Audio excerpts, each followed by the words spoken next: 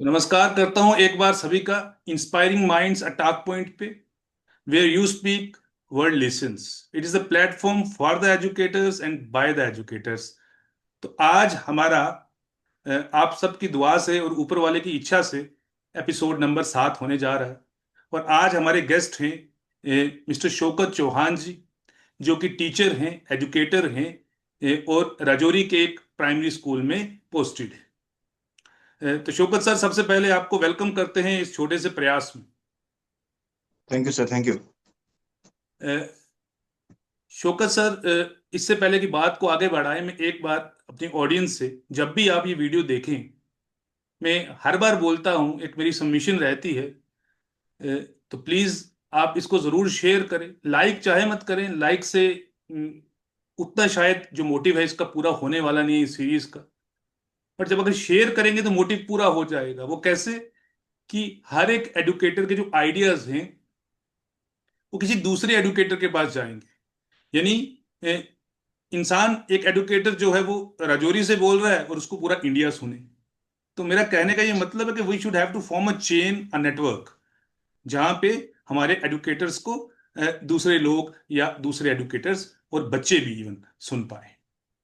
तो चलिए, ज्यादा टाइम वेस्ट नहीं करेंगे चौहान सर। सबसे पहले हम जानना चाहेंगे कि आप, पूरी ऑडियंस जब ये वीडियो देखे, प्लीज आप उनके लिए थोड़ा सा अपनी जर्नी को बता दें कि आपकी स्कूलिंग कहाँ से हुई, टीचर का पैशन आपको था।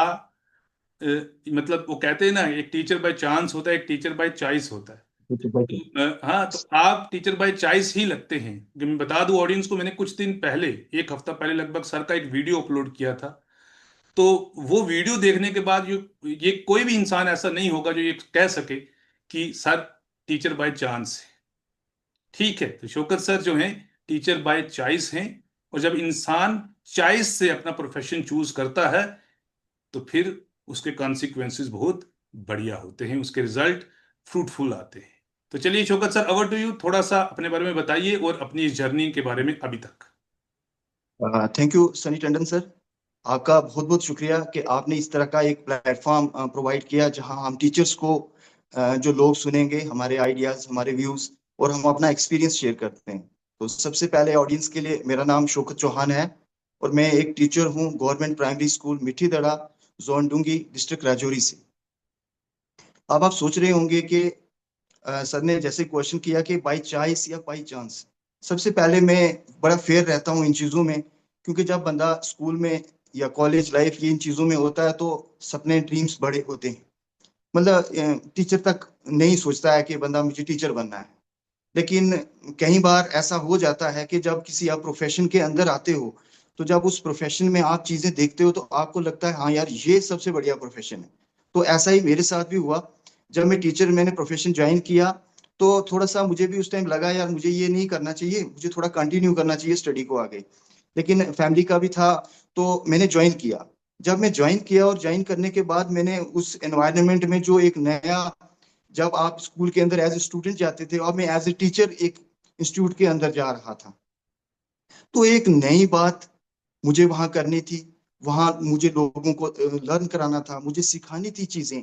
तो 28 नवंबर 2011 को मैं इस एजुकेशन डिपार्टमेंट में मैंने ज्वाइन किया। तो बहुत ज्यादा चैलेंजेस मेरे सामने थे कि किस तरह आप यहाँ पे अपने आप को प्रूव करोगे।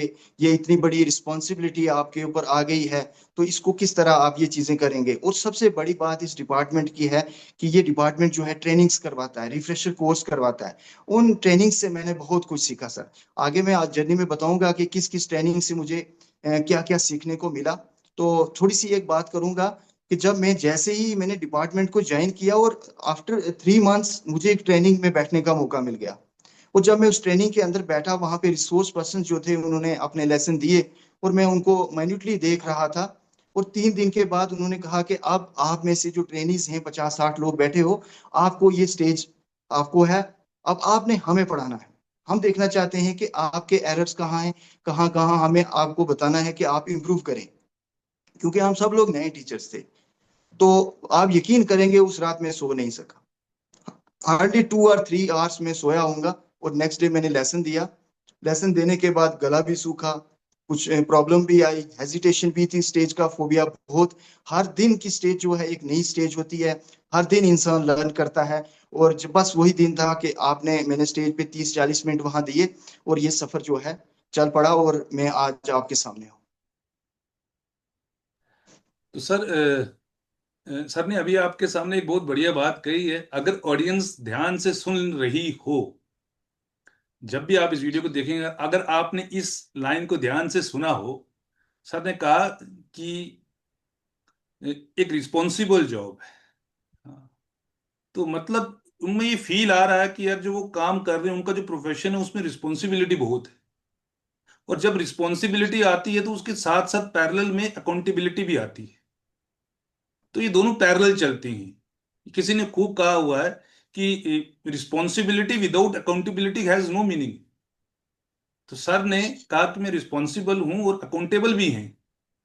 बच्चे का अच्छा भविष्य इनके हाथ में है।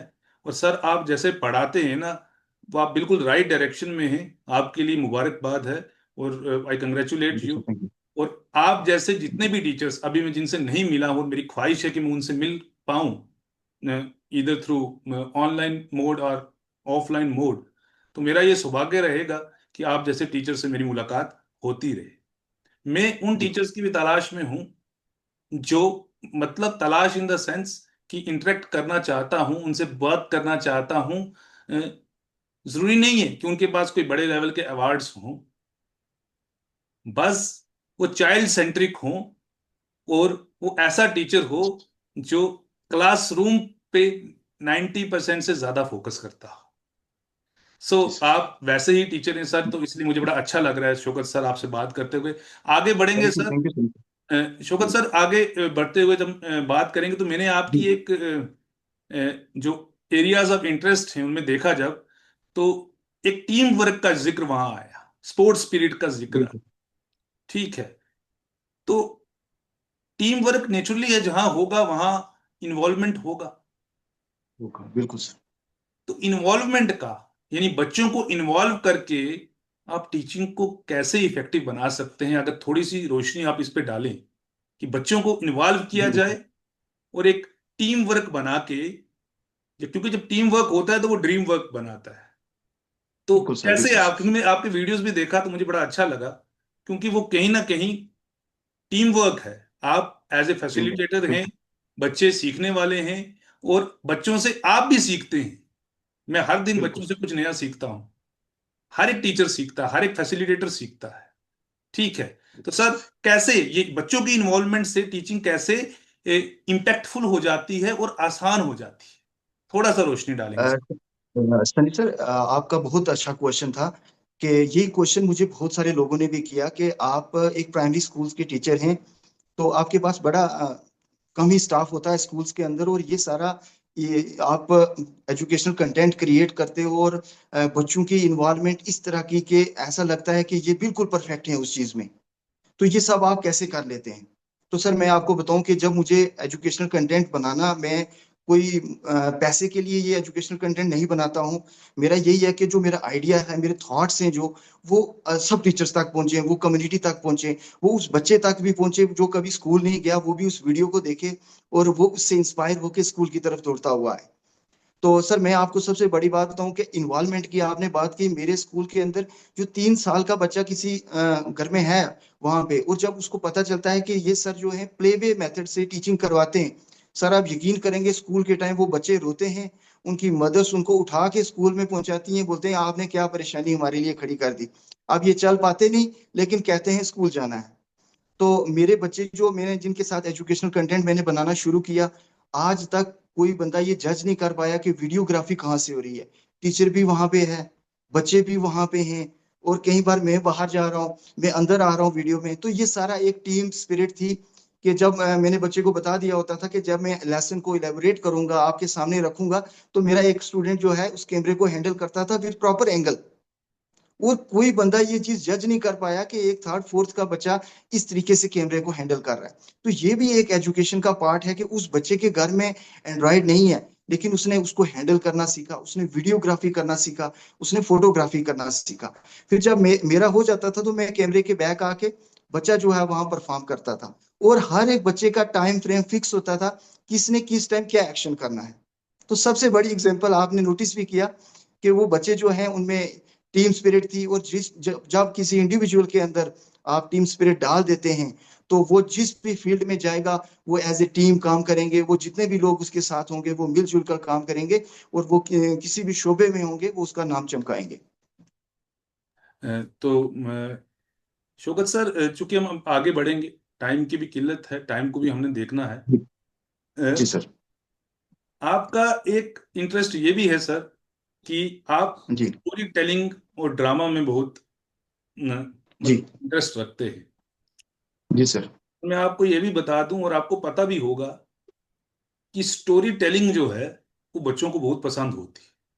ठीक है, बिल्कुल सर, स्टोरीज बहुत। बच्चों को बहुत पसंद होती हैं, प्रोवाइडेड कि आप स्टोरी सुना कैसे रहे। Yes sir.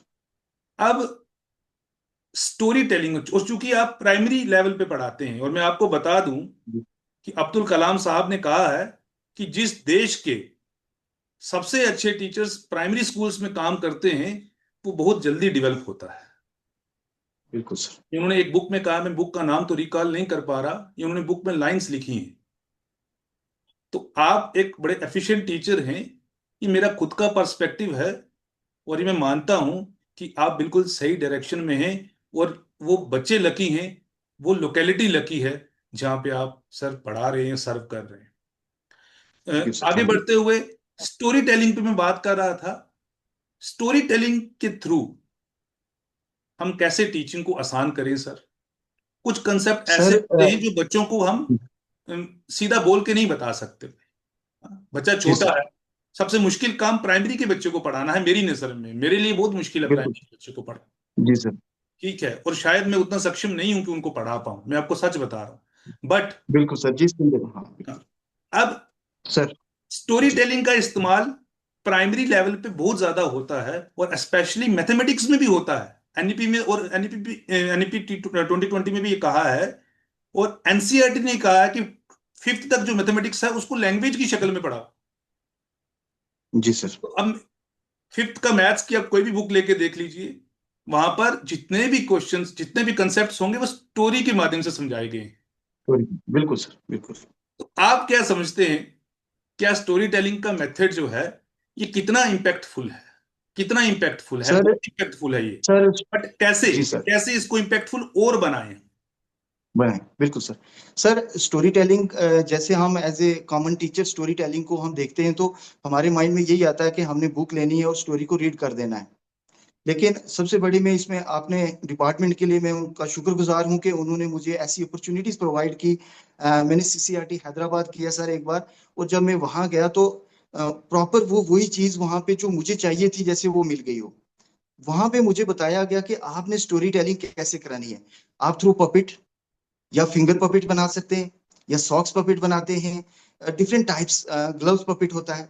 तो डिफरेंट टाइप्स के पपेट्स के थ्रू आप जो है स्टोरी टेलिंग बच्चों को करा सकते हो। वो ट्रेनिंग मैंने करने के बाद जब मैंने अपने क्लासरूम्स के अंदर इंप्लीमेंट की और मैंने सॉक्स पपेट एक तैयार किया, और अगर मैं दो कैरेक्टर वहां ले लेता हूँ, और मैं टेबल के नीचे छुप जाता हूँ या एक कर्टन रख लेता हूँ और मैं अपने दोनों हाथ ऊपर रख के, और वॉइस मॉड्यूलेशन इसमें बहुत इंपॉर्टेंट है। तो वॉइस मॉड्यूलेशन में करके, हेलो, हेलो, कैसे हो, हाँ मैं ठीक हूँ, तुम कैसे हो। तो ये इस तरह मैंने ये चीज जब की, तो ये जो वॉइस थी, इस वॉइस ने इतना अट्रैक्ट किया बच्चे को। और ये मेरी जो वीडियो थी, जब मेरे डाइट रजौरी ने ये वीडियो देखी और मुझे यहाँ पे as a resource person teachers को फेमिलियर करवाया कि पपिट्री को इंट्रोड्यूस किया जाए जम्मू कश्मीर के अंदर, क्योंकि जम्मू कश्मीर के अंदर पपिट्री का कोई कंसेप्ट नहीं है। कोई बंदा, कोई भी टीचर स्कूल्स में पपिट्स को यूज नहीं करता।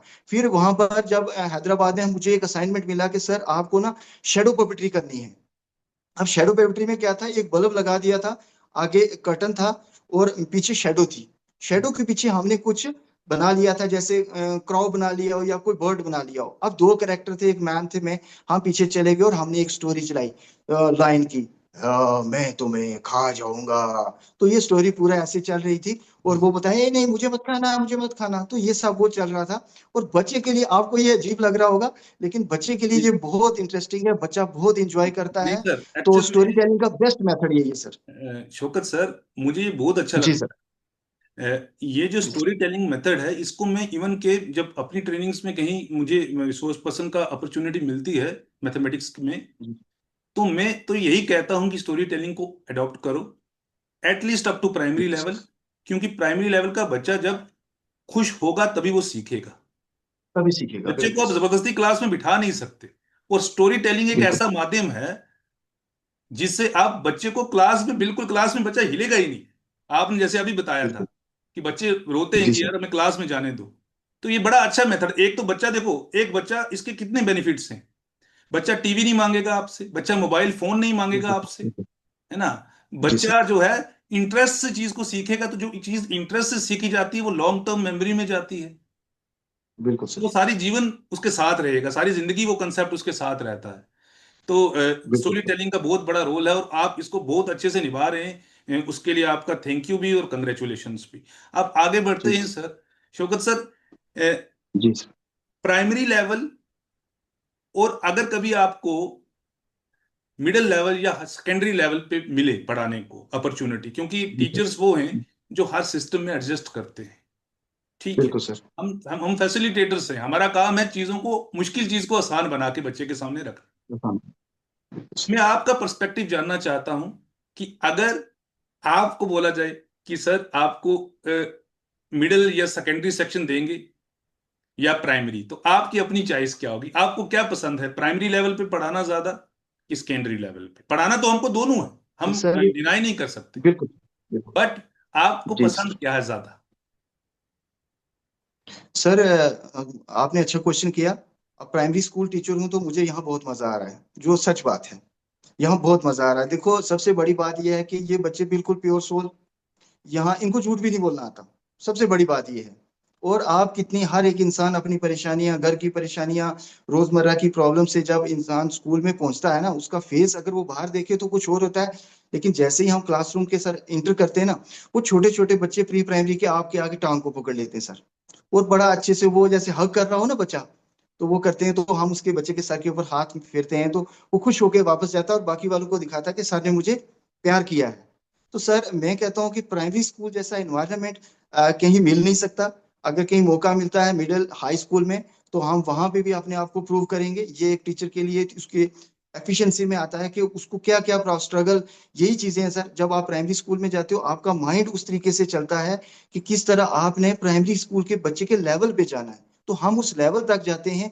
उस वजह से क्या है, अगर अभी हमें मुझे कोई बोले चलो जी हाई स्कूल की 10th क्लास को पढ़ाओ, तो मैं नहीं कर पाऊंगा। लेकिन जब मुझे पता है कि अब मैं चला गया हूं तो मुझे उसके लिए पढ़ना पड़ेगा। मुझे आपका अपना माइंड सेट उस 10th के लेवल के बच्चे के बराबर लेके जाना पड़ेगा कि हाँ इस क्वेश्चन में ये इसको कहाँ प्रॉब्लम आ रही है, तब जाके मैं उसको समझा पाता हूँ। बिल्कुल ऐसे मैंने शुक्र बहुत एक्टिविटी अपने स्कूल में कराई बेसिकली। थी मैथ्स में। डिवीजन में मैंने कराई थी बच्चों को। जैसे मेरे बच्चे थे तो उनको डिवीजन नहीं आ रही थी सर। प्राइमरी स्कूल में यह है कि 5th तक भी टीचर जो है डिवीजन अच्छे से नहीं सिखा पाता, जैसे आप ऊपर पढ़ाते होंगे तो आपने नोटिस किया होगा सर। तो सर इसमें एक मैं आपको शेयर करूंगा, मैंने एक आइडिया अपना जो बनाया था। तो मैंने बच्चे को कहा, मैंने कहा बच्चे आप बड़े से बड़े जितना मर्जी नंबर हो आप डिवीजन कर सकते हो। आपको कोई शॉर्ट नंबर या सिंगल डिजिट या 2 डिजिट नंबर लेके प्रैक्टिस करने की जरूरत नहीं है। 50 डिजिट्स का हो, मैं आपको बताऊंगा कैसे करना है। बोले सर बताओ कैसे करना है। तो मैंने डिवीजन का वो सिंबल डाला और बीच में डाला 4, इधर 2। मैंने कहा बच्चे आपके पास है कितनी, 4 टॉफियां हैं। कितनी टॉफियां हैं, 4। और आपको कितनी देनी है, दो दो देनी है। तो आप टॉफियां कितनी हैं, 4 हैं। अब बचा गया तो उसने एक बच्चे को 2 दी, दूसरे को भी कितनी दी, 2 दी। तो मैंने कहा बच्चे कितने बच्चों में डिवाइड कर पाए। बोला सर 2। बच्चे 2 आपका क्वेश्चन आ गया। टॉफीज कितनी थी, 4। डिस्ट्रीब्यूट हो गई, हाँ सर 4। अभी आपके पास कुछ बचा, सर नहीं है, 0। अब बच्चे के माइंड में 5th का बच्चा, उसने कहा सर अगर 5 हो, अगर 5 टॉफीज हो तो तब क्या करेंगे, तभी तो आना चाहिए। मैंने कहा हाँ बच्चे तब भी हो जाएगा। तो मैंने क्या किया बच्चे, 5 2 से डिवाइड। मैंने कहा बच्चे टॉफीज कितनी है, 5। कर दो डिस्ट्रीब्यूट, दे दो सबको। तो बचा गया, देनी 2 2 है बच्चे। तो बचा गया, उसने 2 दी और उसके पास बची 1। अब वो सोच रहा था एक का क्या करूं। मैंने कहा आगे दे दो 1। जब उसको 1 दी तो मैंने कहा आप 1 लोगे। बोला सर नहीं, मैं क्यों लूंगा 1, इनको 2 दो और मुझे 1। उसने वापस कर दिया अपनी टॉफी। मैंने कहा बच्चे टॉफियां कितनी डिस्ट्रीब्यूट हुई, सर 4। 5 के नीचे आ गया 4। कितने बच्चों में डिस्ट्रीब्यूट हुई, सर 2 में। आपके पास क्या बचा, 1। अच्छा, वन टॉफी आपके पास बच गई, इट मीन्स कि वन क्या है, रिमाइंडर है। इसी तरीके से मैं जब उनको लेके गया तो उनको डिवीजन इतने अच्छे से आती है, आप टफ से टफ सम भी दे दें, मैं वीडियोस भी डालूंगा उस पे, मेरे बच्चे करते हैं। कहने का मतलब ये है सर कि यू हैव जी। Presented them the division. देखो चीज को यस सर। मैसेज देना कि डिवीजन ये है, करने को तो आप ऐसे जी कर सर, सकते थे, बेटा 4/2, कर सकते हैं। वो डिवाइडेड बाय 2 जी इक्वल्स सर। टू 2। बट आपने उसको जी एक सर। एक्टिविटी में ट्रांसफॉर्म कर दिया, आपने उसको एक एक्टिविटी में बिल्कुल। चेंज कन्वर्ट करा, और वो बच्चा समझने लगा। बच्चे का मैं आपको कह दूं सर कि जो प्राइमरी लेवल का बच्चा होता है ना, उसका दिमाग हमसे 10 गुना तेज होता है। क्योंकि बिल्कुल इस सर। स्टेज पे बच्चे के जो ब्रेन सेल्स हैं वो बहुत तेजी से मल्टीप्लाई करते हैं। हम बिल्कुल सर। बच्चे को अगर सही डिस्प्ले कर दें कंसेप्ट को, बच्चा सारी जिंदगी नहीं भूलता। ये मेरा खुद का नहीं एक्सपीरियंस बोल। है, आपको बता तो बच्चा कभी नहीं बिल्कुल। भूलता। देख लेना आप जिन लोगों, और मैं आपको बता दूं कि डिवीजन का प्रॉब्लम, अब प्राइमरी स्कूल में मान लीजिए जिस प्राइमरी स्कूल में आप हैं, वहां पर कुछ जी सर। मिडिल भी होंगे, हाई भी होंगे। तो जो आपके हाथों प्राइमरी स्कूल से पढ़ के किसी मिडिल स्कूल में एडमिशन लेता होगा, तो वहां के टीचर तो आपको दुआ देते ही होंगे, कहते होंगे कि शौकत सर ने पढ़ाया, देखो बड़ा जबरदस्त पढ़ रहा है बच्चा। तो ये एक चेन है। तो सबसे बेस क्या है, जी। प्राइमरी। इसीलिए अब्दुल कलाम साहब ने कहा था कि प्राइमरी का टीचर बहुत जबरदस्त होना चाहिए। बिल्कुल सर। ठीक है, तो मेरा भी यही मानना है। कई बार हम होते हैं कि यार कि मुझे प्राइमरी स्कूल में लगा दिया, यहाँ लगा दिया, वो लिखा दिया, मैं इतना पढ़ा लिखा हूँ। नो। जी सर। हाँ, वी शुड फील प्राइड। हाँ, हमको प्राउड फील करना चाहिए कि हमें बिल्कुल। जब प्राइमरी स्कूल मिल जाए। Any how, right. मिडिल में भी प्राउड करो, आप फैसिलिटेटर हो उसमें भी प्राउड करो। पर प्राइमरी के बच्चे को कन्विंस करना, ये अपने में एक कला है सर। और ये कला आपने दिखाई, आप दिखाते हो, ये कला हमने देखा है। ठीक है, चलिए सर अब आगे देखेंगे।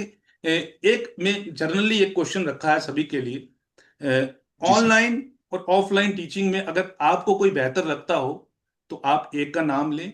बेहतर तो दोनों हैं, बट हाँ। अगर हम दोनों का मिक्सचर लेके जाएं तो वो ज्यादा अच्छा जी रहेगा, सर। या इंडिविजुअल इंडिविजुअल लेके जाएं? आप क्या समझते हैं इसमें? सर, ऑनलाइन टीचिंग ज़्यादा बेनिफिशियल है आज के टाइम में, क्योंकि हम एक डिजिटल इरा में इंटर कर चुके हैं सर। तो हम एआई तक पहुंच चुके हैं। अब टीचर्स को भी आर्टिफिशियल इंटेलिजेंस की ट्रेनिंग दी जा रही है। तो सर, ऑनलाइन को हम गलत नहीं कह सकते, ऑनलाइन बहुत बेनिफिशियल है। कहीं कुछ एरियाज हैं जहाँ पे लोग इस तरह के हैं, टेक्नोलॉजी को इतना नहीं जानते हैं, या उनके घरों में अभी तक एंड्रॉयड नहीं है। तो खासकर जैसे मैं बेसिक लेवल से आता हूँ, तो वहाँ पे ऑफलाइन टीचिंग ही बेनिफिशियल रहेगा। लेकिन जब आप मिडिल स्टैंडर्ड या हाई सेकेंडरी या कॉलेज लेवल की बात करते हो, तो ऑनलाइन हम ओके है, एकदम ऑनलाइन बेस्ट है टीचिंग ऑनलाइन। को किसी भी तरीके से गलत नहीं कहते चौहान सर। हम ये कहते हैं जी जी। कि टीचिंग वैसी हो जैसे सरकमस्टांसेस डिमांड करते हो। बिल्कुल सर। अब देखिए ऑनलाइन टीचिंग जो है, मुझे लगता है जहां तक ये मेरा पर्सपेक्टिव, कि ऑनलाइन टीचिंग ज्यादा बेहतर काम करती है मैच्योर बच्चों के लिए। Mature in the sense, nine बिल्कुल। टेंथ का बच्चा, 11th 12th का बच्चा है, कॉलेज का बच्चा। प्राइमरी जी लेवल पे सर। थोड़ा मुश्किल हो जाता है ऑनलाइन, क्योंकि प्राइमरी लेवल का बच्चा जो है ना, उसको आप इन्वॉल्व करके ज्यादा सिखा सकते हैं, और वो टिका रहेगा एक जगह। बेनिफिट्स बिल्कुल दोनों सर। के हैं, ऑफलाइन के भी बेनिफिट्स हैं, ऑनलाइन के बेनिफिट्स हैं। ड्रॉबैक्स भी दोनों के हैं, ये तो हमें पता ही है। तो चलिए, एनी हाउ, आगे बढ़ते हुए सर, शौकत सर आप लिखने का भी शौक रखते हैं। सर बिल्कुल बिल्कुल सर। एरियाज ऑफ इंटरेस्ट में देख रहा था, तो आपने कहा था कि आप लिखने का भी शौक रखते हैं। तो कुछ सर मैं लिखा है स्टोरी आपने स्टोरीज ऐसा, लिखता कुछ हूँ। कोई कोई आर्टिकल लिखा हो, कोई लेख लिखा हो आपने? सर अभी मैंने स्टार्ट ही किया एक्चुअली। जब जी तक जी। आप स्कूल के अंदर होते हो और पूरी तरह इन्वॉल्व होते हो, तो आर्टिकल्स या इन चीजों को लिखने के लिए टाइम चाहिए सर, ये आप मानते हैं। तो मैंने स्टोरीज, छोटी छोटी स्टोरीज से मैंने शुरू किया था, और वो मेरे मतलब रियल एक्सपीरियंस था मेरा वो। तो मेरे एक थोड़ा सा एक्सपीरियंस आप सबके सामने मैं चाहता हूँ ये जाना चाहिए। टीचर का बहुत बड़ा रोल है, खाली क्लासरूम नहीं, उसकी सोसाइटी के अंदर जो बिल्कुल, अंधविश्वास है, जो बहुत। सुपरस्टिशन फैला हुआ है, उसको भी वो निकालता है। तो उसी पे बिल्कुल। सर एक स्टोरी है, बड़ी बेहतरीन स्टोरी है। तो मैं एक दिन स्कूल में पढ़ा रहा था, तो एक बच्चा आया मेरे पास, और बच्चे ने कहा, सर मैंने कहा बच्चे आपने याद किया? उससे मैं सुन रहा हूँ, तो उसको नहीं याद था। अब पहले कुछ दिन से वो सुना रहा था, और अचानक से वो चुप हो गया। तो मैंने उसकी सिस्टर जो थी 5th क्लास में, उसको मैंने बुलाया, मैंने कहा बेटा ये क्यों नहीं याद कर रहा? वो क्लास 3 में था। तो उसने ये कहा, सर एक्चुअली ना इसके तावीज खत्म हो चुके हैं। तो वो तावीज जब तक नहीं आएंगे तो ये याद नहीं कर जी पाएगा। अब बिल्कुल। उस बच्चे के माइंड में ये कंसेप्ट चला गया कि जब तक मेरा ये तावीज मुझे मिलेगा, मुझे याद होगा। अब मैं वो जो प्रॉब्लम थी बच्चे की मैं समझ चुका था। अब मुझे उस प्रॉब्लम को कैसे वो उस बच्चे के माइंड से इस चीज को निकालना था। तो मैंने कहा बच्चे ये तो बहुत आसान बात है, इसका इलाज तो मैं भी कर सकता हूँ। तो बोला सर कैसे करोगे आप इलाज। तो मैंने उसको पास बुलाया और मैंने उसके ऊपर हाथ, सर पे हाथ फेरा और मैंने उसको एक फूंक मारी। मैंने कहा बच्चे आप जाओ, आप पीछे मत देखना, वहां पे बैठ जाओ जहां बैठते हो आप, और देखना कल से आपको याद होना शुरू हो जाएगा। अब बच्चे ने क्या किया, बच्चे को लगा यार सर ने तो मेरा ट्रीटमेंट किया है। बच्चा क्या, घर में तो बच्चे ने घर में पढ़ना शुरू कर दिया। अब जब पढ़ने के लिए बैठा वो, तो दूसरे दिन आया उसने सुना दिया। अब जब सुनाया तो मैंने कहा बच्चे देखा मैंने आपका इलाज किया था, तो अब आप ठीक हो। हाँ आप ध्यान रखना, कहीं तावीज बीच में मत खाना, अगर तावीज खाया तो काम उल्टा हो जाएगा, इसलिए इसी फूक में ही असर है, तो आपने ऐसे ही पढ़ना है। तो जो थोड़ा सा लगा, कुछ लोगों ने कहा कि इस स्टोरी में आपने एक अंधविश्वास को मिटाने के लिए दूसरा पैदा कर दिया, लेकिन नहीं। जब उस बच्चे का एक लेवल देखो, इसमें कोई नुकसान नहीं है, एक जगह वो जा रहा था, उसके फादर सफर करके जा रहे थे, वहां कुछ न्याज भी रखते होंगे 500 1000, लेकिन यहाँ टीचर के पास उसका कुछ नुकसान नहीं हो रहा। जब उसका लेवल बढ़ेगा वो समझ आएगा यार उस टीचर ने मुझे उस अंधविश्वास से निकाला था, ऐसा कुछ भी नहीं था, मैं खुद ही पढ़ रहा था तो मुझे याद हो रहा था। तो ऐसे मैंने बहुत सी स्टोरीज लिखी हैं, लोगों को मजा भी आया सर। सर एक बड़ी दिक्कत आती है मुझे भी क्लासरूम में कि बच्चे जो हैं मेरे बार बार कहने पे, जो मैं अपनी आपको एक पर्सनल प्रॉब्लम बताता हूँ जो जो मैं फेस करता हूँ एज ए टीचर, जी कि सर। बच्चे जो हैं वो लिखते साफ नहीं है सर। देखिए बच्चे का ठीक। लिखना साफ, राइटिंग बहुत साफ होना चाहिए। यदि उसने आंसर सही भी लिखा है, किसी सोल्यूशन मतलब कोई भी क्वेश्चन में आंसर सही भी लिख पा रहा है, हम्म। और वो पढ़े ही नहीं जा रहा, तो उसको तो उसका फायदा ही नहीं कुछ रह जाएगा। आपने कोई बिल्कुल चीज सर। सीखी है, आप उसको प्रेजेंट ही नहीं कर पा रहे हो, तो उसका कोई फायदा नहीं रह जाएगा। बिल्कुल तो सर। इस पे बहुत जोर देने की जरूरत है। मैं पर्सनली इस पे बहुत जोर देता हूँ कि बच्चों का हैंडराइटिंग एटलीस्ट बहुत अच्छा होना चाहिए, कि जो चीज वो बिल्कुल सर। समझें जब लिखें, और वो इतनी अच्छी लिखी हुई जानी चाहिए कि उसको अच्छे ढंग से पढ़ा जा सके, और पढ़ के खुशी हो, उसके लिखा हुआ ऐसा लिखा हुआ होना चाहिए। तो आप बिल्कुल सर। राइटिंग जो स्किल्स हैं, जैसे कि आपने उस पर भी थोड़ा सा एरियाज अपना इंटरेस्ट में डाला उसको, तो मैं चाहूंगा सर कि क्या कोई इसका भी कुछ इसके लिए भी आपने किया, कि बच्चों का राइटिंग जो है सर क्रिएटिव जी। राइटिंग जैसे हो। जैसे हम देखते हैं बच्चे कर्सिव राइटिंग लिखते हैं, तो कुछ इस पे थोड़ा बहुत अगर आपने काम करा है सर, तो वो भी आप प्लीज शेयर करें। हो सकता है ये मेरे लिए यूजफुल होगा बहुत। सर राइटिंग के लिए मैं आप सबको सबसे पहले मैं बता दूं कि हम जितने भी टीचर्स हैं खासकर प्राइमरी लेवल के, देखो हैंड राइटिंग अगर बच्चे का बनाना है तो प्राइमरी लेवल के टीचर ने बनाना है। अब मिडिल वाला उसको नहीं ठीक कर पाएगा जिसका हैंड राइटिंग बिगड़ चुका होगा, या बहुत कम चांसेस है कि वो बच्चा ठीक कर बिल्कुल पाए, बिल्कुल। अदरवाइज वो वैसा ही रहेगा। सर इसमें प्रॉब्लम क्या आती है कि जब हमारे पास बच्चा आता है ना स्टार्टिंग से या फर्स्ट डे से, तो हम क्या करते हैं उसको डायरेक्ट ए डाल के दे देते हैं, बच्चे ये ए है। अब उस ए के चक्कर में वो ऐसा पढ़ता है ना, ऐसा पढ़ता है वो, इधर से कभी यहाँ से स्टार्ट करेगा, कभी यहाँ से पहले लाइन मारेगा, फिर ऊपर से, तो वो उसको रूल्स ही नहीं पता चल पाते कि मुझे कहाँ से कहाँ जाना है। इसके लिए सर सबसे पहले क्या है कि बच्चे के फाइन मोटर स्किल्स जो होते हैं, ये जो चीजें हैं, इनके ऊपर काम करने की जरूरत है। इसका क्या है कि आप चाक का पीस ले लो, या आप मिट्टी में चले जाओ और एक लकड़ी दे दो उसको, और आप खुद भी और उस बच्चे के साथ स्क्रिबलिंग करो। जब आप स्क्रिबलिंग करेंगे ना वहां पे, और बच्चे का हाथ पूरा मूव करेगा और उसके फाइन मोटर स्किल्स जो होंगे डेवलप होने शुरू कर देंगे। जब फाइन मोटर स्किल्स डेवलप होंगे उसकी एक ग्रिप बनती जाएगी। कर वो कुछ भी नहीं रहा, राउंड राउंड राउंड ऐसी कुछ शेप्स वो बना रहा है जो उसको मजा आ रहा है करने में, और जितना वो टाइम करता रहेगा उसकी ये ग्रिप अच्छे बिल्कुल से बन जाएगी। और जिस दिन उसकी ग्रिप बन गई, आप उसके हाथ में पेंसिल पकड़ाना, देखना आपको पेंसिल कितने अच्छे से पकड़ेगा। सबसे बड़ी बात है पेंसिल की ग्रिप अच्छे से नहीं बच्चा पकड़ पाता, और ना ही टीचर इसके ऊपर काम करता है। अगर टीचर इस पे काम कर दे तो मैं कहता हूँ आपका जो ये मसला है कि बच्चे का हैंड राइटिंग ठीक नहीं होता, तो ये सॉर्ट आउट हो जाएगा। या आपका मैं बहुत शुक्रगुजार हूँ कि मेरे पास ये चीजें थी, मैंने आप तक पहुंचाई हैं। और जहां जहां टीचर देख रहे होंगे वो बच्चे के फाइन मोटर स्किल्स को डेवलप करने की कोशिश जरूर करेंगे। Very good. Different types of activity, एक बॉल मिलता है उस बॉल को प्रेस करो ना, उससे बिल्कुल भी फाइन मोटर स्किल्स डेवलप होते हैं। बच्चा पेज को फाड़ता है, आप रफ नोटबुक या कोई ऐसी पेज ला के दे दो बच्चों को, बोलो यार ये भी फाड़ो, कोई बात नहीं, आप भी करो वो भी करेगा। तो बच्चे का क्या कर रहे हो आप, एक तो इंटरेस्ट उसका डेवलप हो रहा है, उसको मजा आ रहा है उस एक्टिविटी में, और अपना फाइन मोटर स्किल्स 2 साल अगर आप ये करवाते हो, तो आप प्री स्कूल 3 में जाके उसको पेंसिल पकड़ाओ तो मेरे ख्याल बेटर रहेगा। तो शौकत सर, चूंकि समय की दिक्कत है, टाइम अलो नहीं करता है, बस मैं जी सर। चाहूंगा कि जाते जाते जी। आप एक मैसेज दे जाएं मेरे लिए, और सभी टीचर्स के लिए, सभी एडुकेटर्स के लिए जो आप सुन पा रहे हैं हमको, और मैसेज इस तरीके का हो कि वो हमारी सोसाइटी के बेटरमेंट के लिए। Sir, over to you. Sir मैं 1 मिनट में आप कोई जी मैसेज दे दीजिए प्लीज। सर मैसेज भी दूंगा, तो एक पोइट्री का भी मुझे शौक है। मैं एक पोइट्री अपनी जी रख के बिल्कुल, आपके जरूर सामने एक जरूर छोटा सा जरूर मैसेज जरूर। देके सर, तो ये मैंने खुद लिखा है सर, कहीं से ये कॉपी नहीं है या किसी नहीं नहीं, बिल्कुल गूगल से सेल्फ नहीं है, तो कंपोज्ड। मैंने खुद ही सेल्फ लिखा। और कंपोज्ड सर। मैंने गोजरी में लिखा सर, अपनी मदर टंग में मैंने लिखा है। बहुत बढ़िया तो सर। मैं वहाँ जिस एरिया में बच्चों को पढ़ाता वो सब बच्चे गुजर ही हैं। जी जी जी तो सर अभी बरसात का मौसम था, तो बारिश तो नहीं कहना चाहिए, तो लेकिन ये पोइम ऐसी लिखी गई है कि इसमें बारिश की रिक्वेस्ट है सर। जी।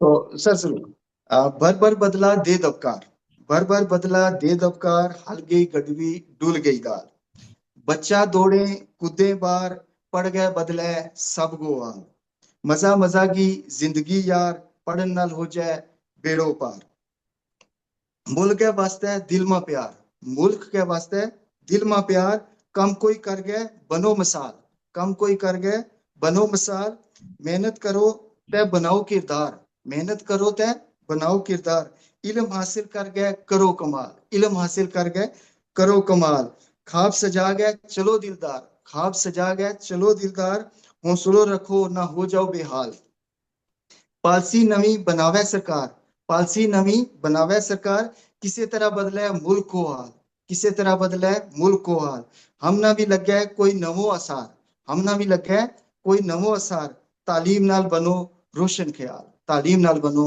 रोशन ख्याल। और लास्ट में मेरा एक सबसे मैसेज रहेगा, my message to everyone, go and show the world that no one can surpass us in excellence. Let us remove the stigma that sometimes shadows us and prove your worth through actions that uplift standard of education in the society. Thank you, Sunny Tandon sir. Thank you Shaukat sir, आपने अपना time दिया, मुझे भी बहुत कुछ सिखाया, और मैं होप करता हूं कि जितनी ऑडियंस जब भी ये वीडियो देखेगी तो उनको भी सीखने को मिलेगा। इसीलिए मैंने इस टॉक शो का नाम ही ये इंस्पायरिंग इंस्पायरिंग माइंड्स रखा था, क्योंकि मुझे पता था कि मेरे हिंदुस्तान में टैलेंटेड लोगों की कोई कमी नहीं है। तो Shaukat sir, thank you again, thank you again again and again. और जितनी भी ऑडियंस है, प्लीज एक बार फिर रिक्वेस्ट है, प्लीज शेयर करिएगा। ये आइडियाज जो हैं हर एक टीचर तक जाने चाहिए। Thank you very much sir, thank you very much. Thank you, sir. Thank you. Thank you, sir.